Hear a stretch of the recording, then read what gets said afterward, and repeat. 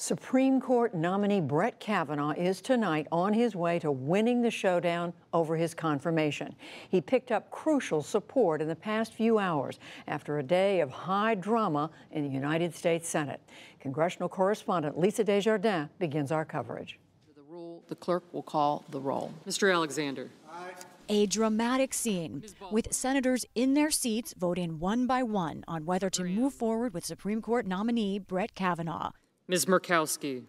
For Alaska Senator Lisa Murkowski, it was a quiet no. The lone Republican no vote said she made up her mind as she walked onto the Senate floor. The truth is that none of this has been fair. I believe he is a good man.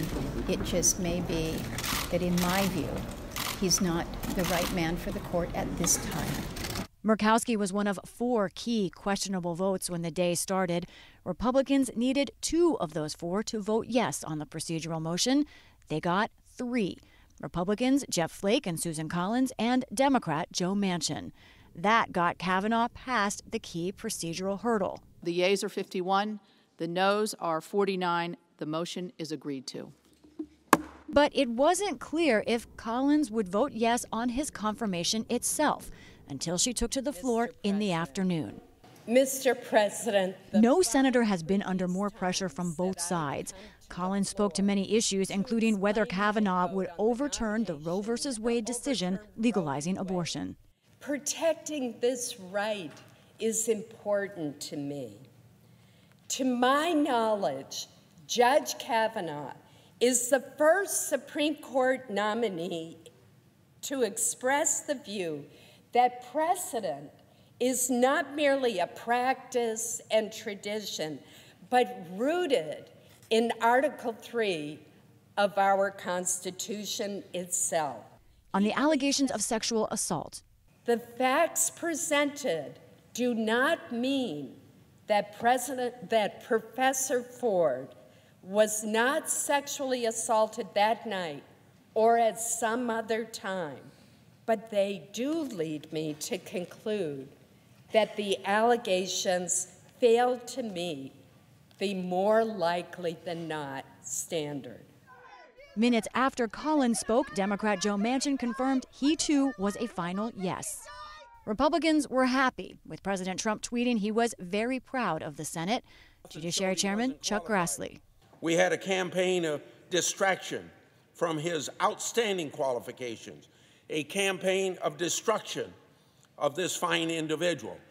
The Senate floor action came after weeks of heated hearings and debate, along with a reopened FBI investigation into allegations of sexual misconduct.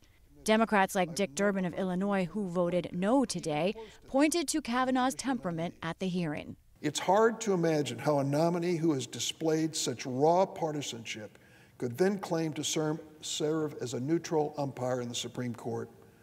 Judge Kavanaugh, through his testimony, has called his own impartiality into serious doubt.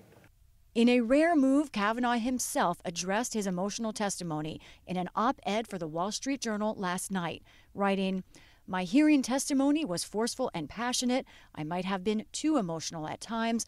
I know that my tone was sharp, and I said a few things I should not have said." White House Press Secretary Sarah Sanders defended the nominee on Fox News. I thought his tone in last week's hearing was exactly what you would expect from somebody going through what Brett Kavanaugh and his family have been through over the last several weeks. You will have to tell your children, your grandchildren, where you stood today. Around the Capitol, anti-Kavanaugh protesters gathered again. Those concerns were dismissed by Republicans inside the chamber. John Cornyn of Texas applauded the vote. Our vote today was important not only because it will allow us to move forward and conclude this confirmation process, but it was important because it showed that the United States Senate will not be intimidated. We will not be bullied by the screams of paid protesters and name-calling by the mob. Democrats like California's Kamala Harris still question the thoroughness of the latest FBI investigation. This was not a search for the truth. This was not an investigation. This was an abdication of responsibility and duty. If confirmed tomorrow, Kavanaugh could join the other 8 justices on the Supreme Court early next week.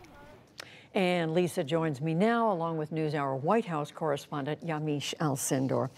Hello to both of you. Lisa, as we said, what a dramatic day. Tell us a little bit more about what it was like. When did these yes votes decide, and what factors went into the decision? A dramatic day after such a dramatic week. Judy, going into this vote, I spoke to several Republican leaders, including Roy Blunt, who's a good vote counter. They did not know if they had the votes going in. The last time that happened on health care, they lost. It was a big gamble.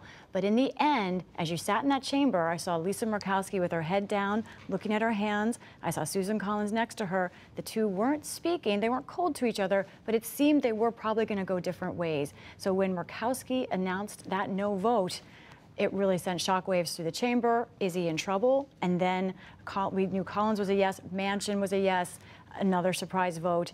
It was quite a dramatic day. And I think those yes votes were very important to look at. Collins talked a lot about the homework she did. She went into a lot of substance. But when you talk about to Manchin, talking to his team, he was really struck by his personal time with Judge Kavanaugh. And in the end, he felt that Judge Kavanaugh convinced him that he would consider human beings in his decisions. Essentially, Manchin was trusting Kavanaugh based on their personal interaction. Wow, so Yamiche, you've been at the White House talking to them. Take us behind the scenes. What are they saying? Were they wringing their hands all day long? What was going on there? Well, the White House fought for this nomination and won. President Trump watched very closely as all this drama played out on the Hill. Don McGahn, the White House counsel, personally went to the Hill to shepherd this vote through. And the White House was very, very involved in Brett Kavanaugh's nomination. The president himself was calling senators, engaging senators throughout the week, but also today. And the White House really was making the case, look, this is Brett Kavanaugh's chance. He's going to be a good conservative judge. You should trust him. And I should say that the White House really coached Brett Kavanaugh for hours and hours and hours. First about his initial testimony, and then when he had to go back a second time. And they told Brett Kavanaugh, you should be aggressive in your defense of yourself. They coached him to say, you know what, you should go on Fox News, which of course is the president's favorite channel. You should go and defend yourself. And you should write this op-ed in the Wall Street Journal and say, you know what, I know you saw me get emotional, but I can be an impartial judge. So tonight, the White House is feeling great. I want to read to you some of the tweets that the White House press secretary, Sarah Sanders, put out. She said, thank you, Senator Collins, for standing by your convictions and doing the right thing to confirm Judge Kavanaugh.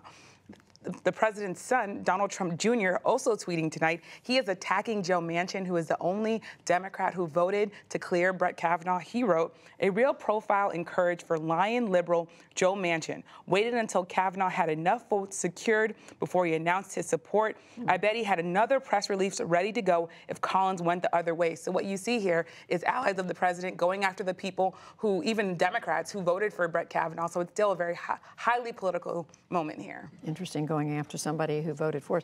So, Lisa, what about, the fact that they lost some prominent votes? Tell us about the folks who went the other way and why. Exactly. Lisa Murkowski, she had a lot weighing on her, but she had some winds blowing toward no when you look at her state. Those include the governor and lieutenant governor of Alaska, who both came out as no votes. She's talked also a lot about health care. Remember, she was a critical vote against that health care repeal, in part because Alaska has such great health care needs. Something else Alaska has, one of the highest rates of sexual assault against women in this country. So she's very aware of that. She also has a Native American population that does not trust Judge Kavanaugh and has been very vocal about it. All those factors seem to weigh, but Judy, she decided, as we said, as she walked into the chamber. So it was a close call for her. I think also Heidi Heitkamp is someone interesting because she's right now, polls show her losing or behind in her race. Where she's behind, voters under 45 and with women. As a no vote, you have to wonder, is she wondering if this helps her with those key groups that usually Democrats win? So quickly, Yamiche, what does the White House say about what this means for their agenda? This is a campaign promise fulfilled for President Trump. He ran on the notion that even if you don't like me personally, even if you think I'm too brash or you don't like my tweeting, I can get you conservative justices on the Supreme Court. And tonight, he's almost at having 2 Supreme Court justices to point to and say, this is going to be my legacy. So you have white evangelical voters that I've talked to that say they think the president was someone who they don't personally like, but there's this idea that the president really did win this and that he's feeling great about this.